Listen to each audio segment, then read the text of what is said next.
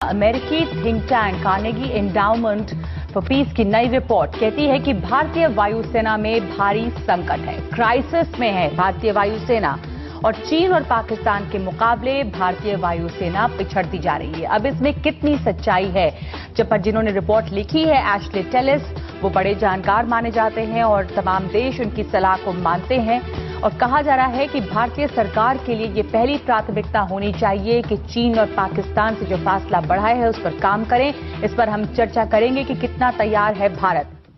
भारतीय वायुसेना का संकट कितना गहरा है, चीन और पाकिस्तान से हमारा फासला कितना ज्यादा बढ़ गया है और भारत की सरकार क्या इसके लिए सचेत है और कितने कदम उठा रही है और कितनी जल्दी उठा रही है। मेरे साथ सुरक्षा विशेषज्ञ प्रफुल्ल बख्शी मौजूद हैं इस पर बातचीत करने के लिए। प्रफुल्ल बख्शी साहब, लगातार ये बात होती रही है कि हम कहीं पिछड़ रहे हैं, लेकिन कार्नेगी एंडाउमेंट की जो रिपोर्ट है वो इस बात को दोहरा रही है और चेतावनी थोड़े और गंभीर स्वर में दी गई है। ये चेतावनी कितनी सीरियस है? कई बार ये भी डाउट होता है कि क्या अमेरिकन थिंक टैंक है, अपने अपने हथियार बेचने की होड़ है, क्या इसमें ये एंगल है या वाकई ये गंभीर स्थिति है? देखिए, ये तो अब बहाने ढूंढने वाली बात है, इसमें बिल्कुल टोटल सच्चाई है। और vice chief of air staff air marshal Dhanoa ने एब्सोल्युटली क्लियर कह दिया है, पहली बार किसी ने सच बोला है कि हमारी जो स्थिति इतनी गंभीर है कि हम टू फ्रंट वॉर कर ही नहीं सकते। और अब ये भी जो आंकड़े बोले हैं, हमारे जो 44 स्क्वाड्स होने चाहिए वो 33 रह गए हैं, उससे भी कम हो गए हैं क्योंकि 50% सर्विसेबिलिटी है, और भी कम होने वाले हैं। और जो हम सोच रहे हैं कि हम 45 स्क्वाड मिलेंगे, वो भी गवर्नमेंट ने हमारे को 42 की ही एस्टैब्लिशमेंट दी है। तो 42 की दी है, अभी आपके पास 33 हैं, ये गैप काफी ज्यादा है। बहुत ज्यादा है। क्यों है ये? देखिए, गैप इसलिए ज्यादा है कि हिंदुस्तान, अब चाइना और पाकिस्तान की बात कर रहे हैं, चाइना 75 to 80% अपना मिलिट्री इक्विपमेंट बनाता है, हम सारा खरीदते हैं। कितना फर्क है? आप कब और क्या क्या खरीदते रहेंगे, कितना खरीदेंगे? और पाकिस्तान और चाइना मिलकर बना रहे हैं, एक दूसरे की मदद कर रहे हैं, R&D दोनों की मिलकर हो रही है। ये कितना फर्क है? हमारी R&D बिल्कुल नील के बराबर है। जी, तो हमारे पिछड़ने की वजह कि एक तो हम इतना ना तो खरीद पाए और ना हम R&D में आगे बढ़े, हम डेवलपमेंट में भी इंडिजिनाइजेशन प्रोग्राम नहीं है हमारा। हम कोई भी एयरक्राफ्ट नहीं बनाते, उसका इंजन नहीं बनाते, उसका वेपन सिस्टम नहीं बनाते, डिलीवरी सिस्टम नहीं बनाते, एवियोनिक्स नहीं बनाते, आप कुछ भी नहीं बनाते। और ये एयरफोर्स की बात नहीं है, ये आर्मी और नेवी की भी बात है। नेवी शायद स्लाइटली बेटर होगी, पर ये प्रॉब्लम हमारी इतनी गंभीर है कि अब ये जो बात निकली है ये एब्सोल्युटली, आपने जो बात अभी उठाई वो बहुत वाजिब बात है और बार बार हम इस पर चर्चा करते रहे हैं। और कार्नेगी एंडाउमेंट फॉर पीस में जो एशले टेलिस ने लिखा है, जो बड़े जानकार इस इलाके के माने जाते हैं, साउथ एशिया के, उन्होंने ये भी लिखा है कि जो डिलेमा है भारत में वो ये भी है कि टेक्नोलॉजिकल सुपीरियोरिटी को आप बनाए रखें और साथ साथ आप सेल्फ सफिशिएंसी भी चाहते हैं। सेल्फ सफिशिएंसी वही है, और self sufficiency and technological superiority, टकराव इसमें है। देखिए, सेल्फ सफिशिएंसी आपकी तब आएगी जब आप अपना प्रोग्राम्स आपके बनेंगे, आपकी टेक्नोलॉजी आपके पास में होगी। आपके पास टेक्नोलॉजी है ही नहीं। अब प्राइम मिनिस्टर मोदी जो बहुत जोर से जिस पे जोर दे रहे हैं, मेक इन इंडिया कर रहे हैं, वो इसको लेके कर रहे हैं कि हम जितनी जल्दी टेक्नोलॉजी आए और जितनी जल्दी हम उसकी बनाने की कोशिश करें ताकि भारत इस गंभीर स्थिति से निकले। हमारे को एक ही सिर्फ स्थिति में प्रॉब्लम ये आएगी कि चाइना की प्रिपरेशन इतनी ज्यादा है कि अगले 2020 में चाइना के पास में हम 800 कॉम्बैट एयरक्राफ्ट होंगे, पाकिस्तान के पास में 200 मोर होंगे।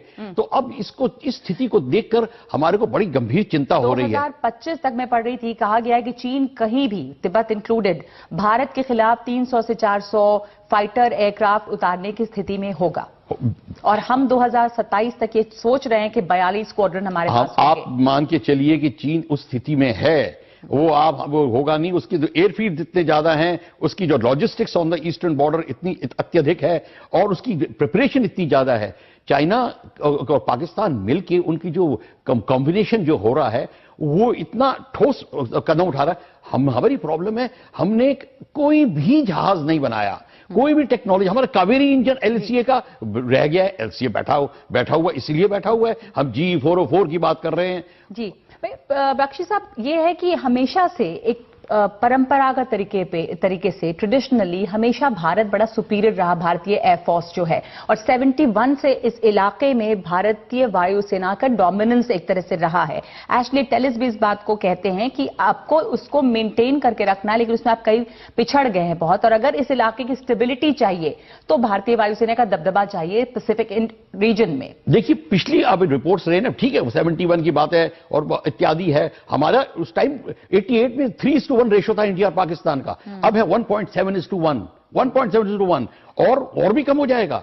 तो आप बताइए, और 50% सर्विसिबिलिटी जो रह जाएगी, तो हमारा ये रेशियो जो है, एडवांटेज रेशियो, और भी कम हो जाएगा। और उसके बाद में जो चाइना के साथ में जो उसको टेक्नोलॉजी मिल रही है, R&D मिल रही है, तो स्थिति और भी गंभीर हो जाएगी। तो जो कार्निज बोल रहा है वो एब्सोल्युटली करेक्ट बोल रहा है, उसमें बात नहीं है। पर मैं आपकी ध्यान से बताऊं, 1995 में रैंड कॉर्पोरेशन ने एक स्टेटमेंट दी थी, पार्लियामेंट में हंगामा हो गया था कि इंडिया के पास में 47 से अब तक कोई नेशनल सिक्योरिटी डॉक्ट्रिन नहीं लिखी।